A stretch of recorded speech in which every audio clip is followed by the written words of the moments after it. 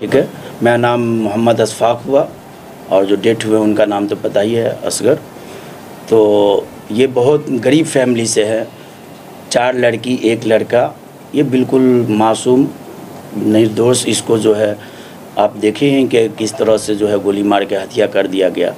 ये पहले मुंबई में मस्जिद के साफ़ सफाई का काम किया करते थे। यही सरकार से और रेलवे से और कलेक्टर से सारे से मैं यही मांग करता हूं कि इसके परिवार में से किसी को नौकरी दिया जाए और आपको उनके बच्चों के पढ़ाई लिखाई का जो है खर्च उठाया जाए और कम से कम 1 करोड़ रुपया जो है इनको मुआवजा दिया जाए। ये मेरा मांग है, सरकार से मैं गुजारिश करता हूं ताकि बॉडी कलेक्ट करें और बॉडी कलेक्ट आप लोग कर लें। यहाँ लाने तक की सारी जिम्मेदारी हमारी है। और अभी हमारा एक बंदा आ रहा है, वो 15,000 रुपये नकद देगा। उसके बाद जो इंश्योरेंस बनता है वो हम 24 घंटे में प्राइवेट करा देंगे लेकिन जब बॉडी कलेक्ट की वहाँ पे तो रेलवे ने हाथ उठा दिया, बोला साहब आप अपने खर्चे पर लेके जाओ, हमारी कोई लायबिलिटी नहीं बनती, हमारी कोई जिम्मेदारी नहीं है। तो आज स्वयं अपने खर्चे से वहाँ से बॉडी लाई गई है। और जिस हिसाब से ये बता रहे हैं और हम भी जितना जानते हैं, हम यहाँ के स्थानीय लोग हैं, वाकई ही बहुत गरीब आदमी था।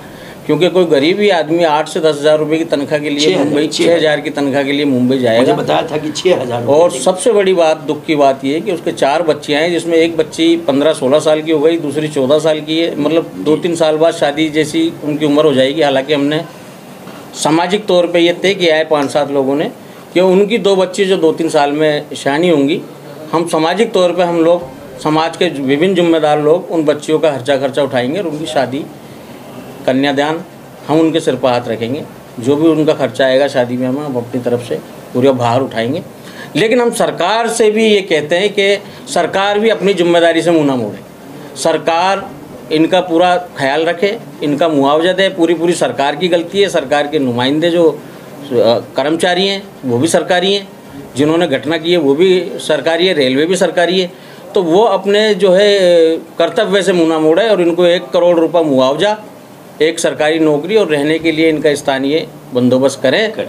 और इसी के लिए हमने परसों समाज के विभिन्न संगठनों ने मिलकर एक संयुक्त मोर्चा बना करके परसों प्रदर्शन, जिसमें लगभग 10,000 आदमियों की आशंका है आने की, प्रदर्शन के रूप में हम मरने वाले सभी चारों, चाहे वो किसी भी जाति धर्म के लोग हों, चारों के लिए हमने ये रखा है कि इनको सबको अब सही तरीके से जैसे मुआवजा देना चाहिए, मुआवजा, सरकारी नौकरी मिले। और जिसने ये घटनाक्रम किया है वो RSF के जवान ने, कर्मचारी ने, उसको कठोर सज़ा मिले ताकि भविष्य में दोबारा ऐसा कोई कर्मचारी या सरकारी नुमाइंदा ऐसी तानाशाही रवैया न अपनाए। ऐसी हम मांग करते हुए परसों मैदान में उतरेंगे और हम शांति प्रिय लोकतांत्रिक तरीके से अपनी बात रखेंगे। लेकिन सरकार ने लीपापोती करने की कोशिश की तो हम बड़े पैमाने पर अंतिम लड़ाई के मूड में हैं। आज हमें सरकार को और सब बुद्धिजीवियों को ये सोचने पर मजबूर कर दिया कि हमारी मानसिकता किस कदर धार्मिक कट्टरता से ओत-प्रोत हो चुकी है। वहाँ पर पर्टिकुलर चुन करके किसी को मारना या किसी के लिए नारे लगवाना, मैंने वो वीडियो देखा था, उसमें जो छोटी सी क्लिप थी उसके अंदर पाकिस्तान इस तरीके की बात वो कर रहा है।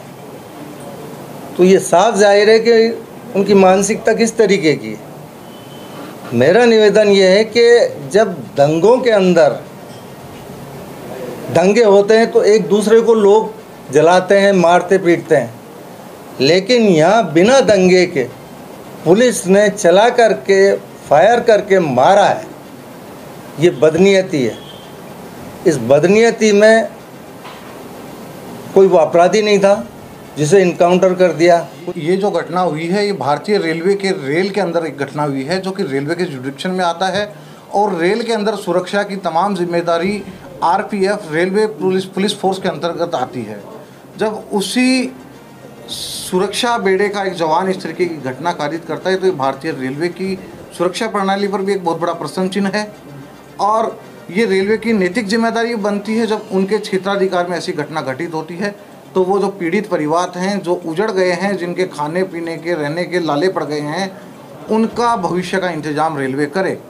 हम रेलवे से हमने मांग रखी कि रेलवे 1 करोड़ जुर्माना है, मुआवजा देना है आगे के लालन पालन के लिए।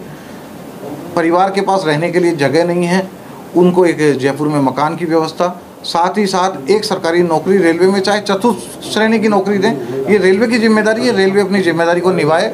और सबसे बड़ा जो प्रश्न चिन्ह इस पूरे घटनाक्रम में सामने आया है वो सामने ये आया है कि घटना को 3 दिन से ऊपर हो चुके हैं, लेकिन राजस्थान सरकार का कोई नुमाइंदा अभी तक पीड़ित परिवार के आंसू पोंछने नहीं आया है।